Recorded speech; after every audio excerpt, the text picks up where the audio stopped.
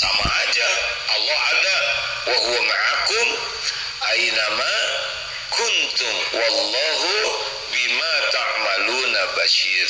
Dan dia Allah bersamamu dimanapun kau berada, dan Allah maha melihat apapun yang kau kerjakan. Jadi kalau orang kurang ikhlas itu biasanya ada orang jadi bagus, tidak ada orang tidak bagus. Ada orang jadi rajin, tidak ada orang tidak rajin. Ada orang seperti soleh, tidak ada orang dia jadi ngaco. Di depan orang bagus, pokoknya beda-beda. Kalau orang yang ikhlas, ada orang gak ada orang sama. Allah ada, Allah maha melihat. Jadi baiknya tuh konsisten, baiknya tuh terus menerus, tidak robah-robah. Ayo periksa diri kita, karena ada yang di depan orang baik, tapi kalau udah di kamar buka HP lagi sendirian, yang dilihat yang ngaco.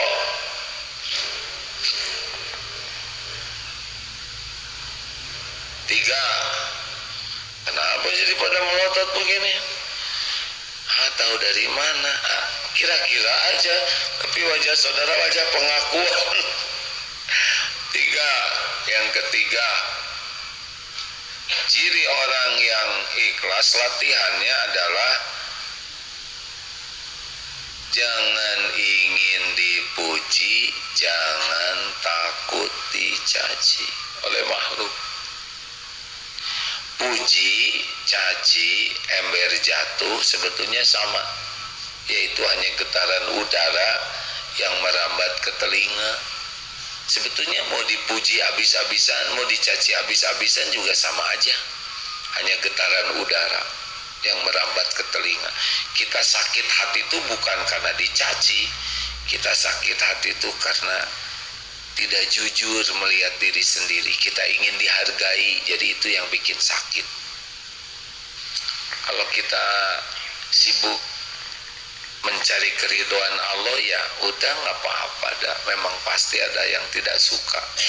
Nabi aja sempurna, segala-galanya ada yang tidak suka, benar? Nabi Muhammad sempurna hatinya, sempurna akhlaknya, sempurna niatnya, tetap saja ada yang menghina, mencaci, memusuhi. Apalagi kita, ya. Ada yang nemenin itu. Duduk sayang. Iya. Ya, setiap hamba Allah diciptakan berbeda-beda, ya. Sampai di mana tadi? Ya biasa aja, ada yang muji, ada yang nyaci, itu biasa. Ada yang nanya gimana ya supaya nggak sakit hati, nggak kita dihina orang. Supaya caranya adalah lihat apa yang Allah tahu pada diri kita. Periksa aib-aib kita, maksiat kita, kebusukan kita, kejelekan kita, masa lalu kita. Orang tidak tahu siapa kita, benar? Orang memuji bukan karena memuji kita. Orang memuji tutup dari Allah yang menutupi keburukan kita. Kalau dibuka nggak ada yang muji. Sekarang dengarkan orang yang menghina kita, dengarkan baik-baik. Bandingkan dengan kehinaan kita yang aslinya, gak ada apa-apanya. Ada udah nyobain dihina belum? Udah nyobain dihina rame-rame, gak ada apa-apanya, gak ada apa-apanya. Penghinaan orang ke kita tuh cetek sekali dibanding dengan kehinaan kita yang aslinya, yang ditutup-tutupi oleh Allah. Makanya udahlah, nggak usah pusing. Puji, caci itu mah dua-duanya ujian. Ujian mana yang berat? Dipuji atau dicaci? Jawab hadirin. Kenapa dipuji berat? Ujian yang berat itu adalah ujian yang membuat lebih mudah lupa ke Allah, itu yang berat. Ketika dipuji, Kita lupa ke Allah, seakan-akan pujian ini milik kita. Naik pesawat lancar, nyaman, kelasnya bisnis atau first class, itu lebih mudah lupa. Makan enak, kecuali kalau pesawatnya goncang, oh ya Allah ya Hayyu ya Qayyum. Waktu pesawat lancar gak ingat tuh ke Allah sedikit, tapi ketika goncang semuanya, ke pilot-pilotnya juga ya, yang jarang ingat ke Allah juga ya Allah ya Tuhan gitu. Memang fitrahnya begitu kita ini, kalau dalam kesulitan ingat ke Allah. Jadi sebetulnya kesulitan itu bagian dari karunia, kalau membuat kita jadi dekat dengan Allah. Kelapangan itu bagian dari musibah, kalau membuat kita lalai kepada Allah. Itu yang ketiga, jangan ingin dipuji, jangan takut dicaci. Gak apa-apa lah, udah pasti ada puji caci itu. Capek hidup pengen dipuji orang tuh, hidup penderitaan. Apalagi ingin disukai semua orang, mustahil. Ngapain pengen disukai semua orang? Dan ingat baik-baik ya dek, yang membulak-balik hati orang itu adalah Allah. Kita ingin disukai orang, tapi oleh Allah dibuat orang tuh enek ke kita, enek aja itu. Makanya jangan bersusah payah ingin disukai orang. Sudah, sukai Allah saja. Tapi gimana dong, kita cuek ke orang? Bukan. Kalau kita ingin disukai Allah, pasti kebaikan yang kita lakukan itu standarnya tertinggi. Baik bukan hanya lahirnya, tapi baik sampai ke lubuk hati. Nah, kalau orang sudah pakai standar kebaikan tertinggi, itu orang-orang normal dan orang baik itu pasti suka ke kita. Hanya orang yang tidak suka kepada kebaikan aja yang tidak akan suka. Ya nggak apa-apa.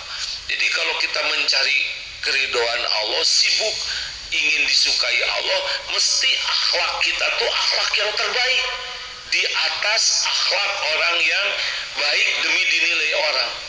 Karena kalau akhlak yang baik demi dinilai orang, itu hati belum tentu ikut baik. Karena orang cuma lihat lahir kita, tapi kalau yang baiknya demi dinilai Allah, innallaha la yanzuru ila suwarikum wa amwalikum walakin yanzuru ila qulubikum wa amalikum.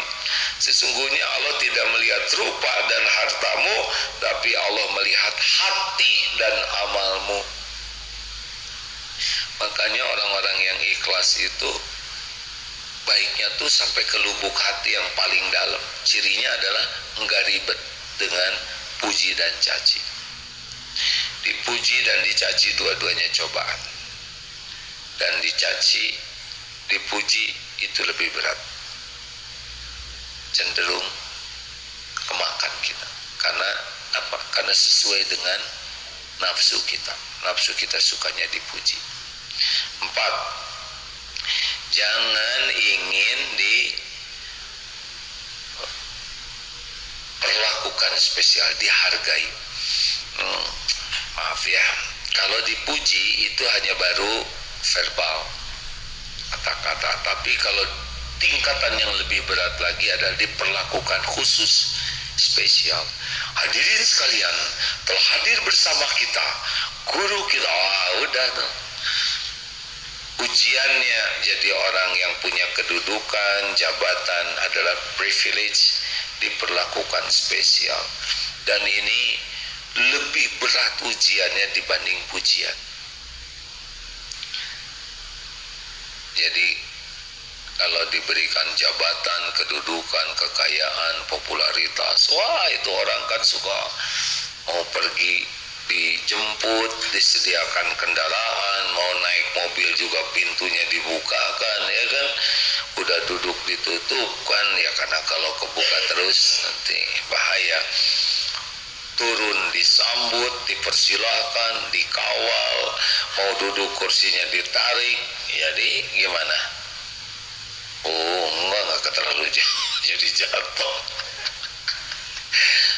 Duduk disiapkan kursinya, bahkan mau makan aja itu ini lapnya ditaruh di sini tuh, ya kan, kita lihat tuh, kemudian disuapin lagi, bahkan di mamah dulu baru disuapkan, saking penghormatan. Aduh berat itu. Ada orang yang edik ini lebih berat dari dipuji. Makanya ada namanya post power syndrome. Orang yang terus ingin punya kedudukan habis-habisan karena kecanduan dihormati, takut pensiun, takut mutasi, takut tidak punya jabatan. Waduh, edik sekali. Waduh, ini orang ikhlas nggak ada gitu. Malu dihormat-hormat tuh, bukan menolak penghormatan, ya. Jangan juga ketika orang menghormati, oh jangan gitu, semua orang banyak acting biasa aja.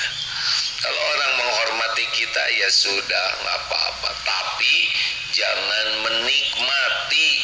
Ketika orang menghormati kita, memperlakukan kita spesial, hati kita harus tahu bahwa diri ini tidak layak kalau dibuka aib dan dosa kita, benar?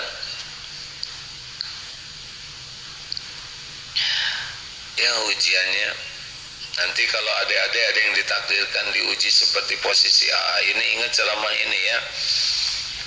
Kata guru A dulu gini, kalau kita dihormati orang, dikagumi orang, fokus saja dengan apa yang Allah tahu tentang diri kita. Gak usah mikirkan apa yang orang tahu. Allah tahu tentang kebusukan kita, zina mata, kotoran pikiran, lisan, hati yang busuk, aib yang banyak. Fokus saja dengan itu. Jadi orang yang menghormat kita ya mudah-mudahan jadi amal bagi mereka, tapi kita sendiri tidak terkecoh oleh privilege itu. Terakhir, jangan ingin dibalas budi apa? Jangan ingin dibalas budi. Jangan mikirkan balas budi orang. Lakukan, lupakan. Lakukan, lupakan. Ulangi. Yang mantap. Lakukan, lupakan. Kompak. Lakukan, lupakan. Ya, kita harus belajar pikun. Lupakan. Kenapa? Ini aslinya ya deh ya. Maaf ya, kering nih. Bismillah. Alhamdulillah. Sunahnya 3 tegukan. Alhamdulillah. Aslinya bukan kita yang berbuat baik, Allah yang berbuat baik. Kita dijadikan jalan. Kalau kita nyumbang ke anak yatim, aslinya adalah itu memang rezeki anak yatim, udah pasti. Cuma Allah menguji kita jadi jalan.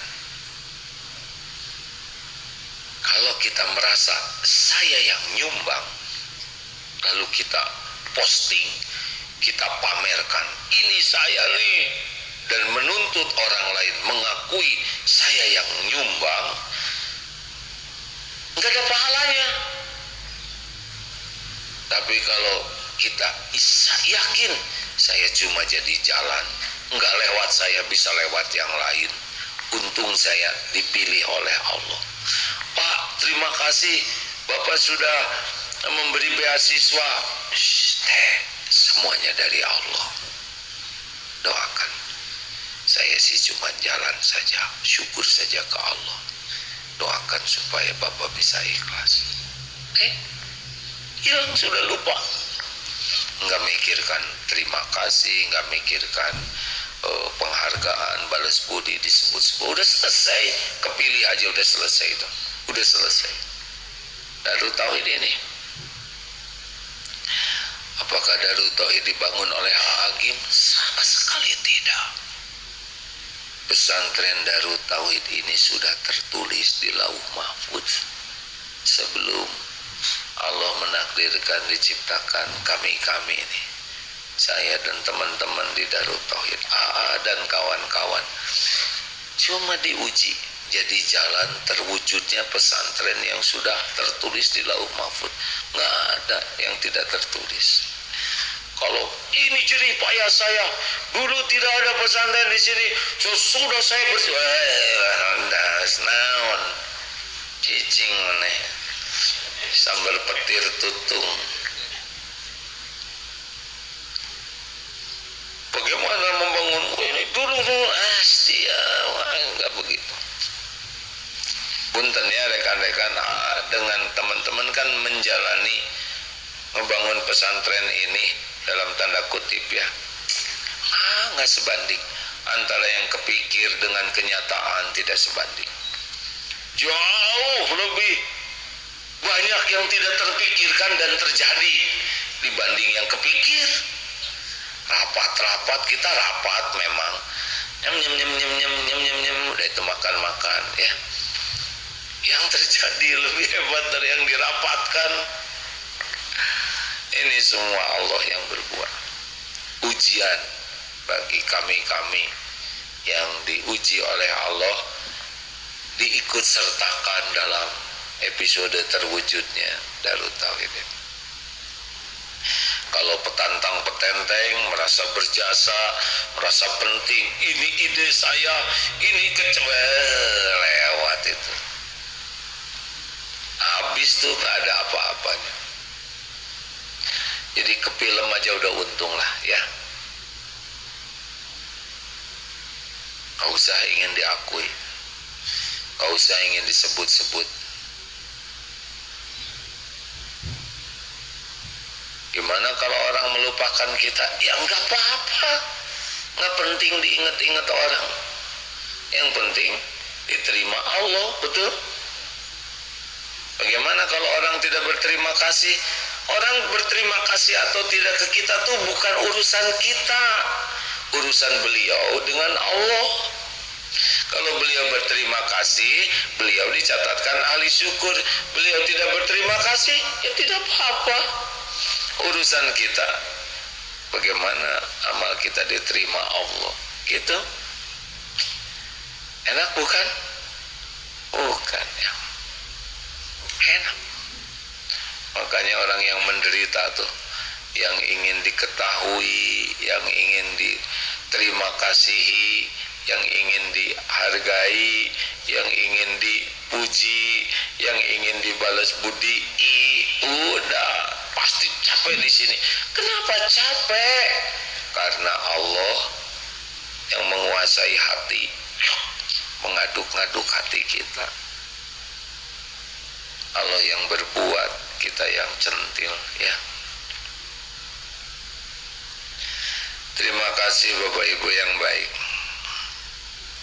Alhamdulillah. Terima kasih Bapak Ibu yang baik, adik-adik sekalian. Waktunya habis.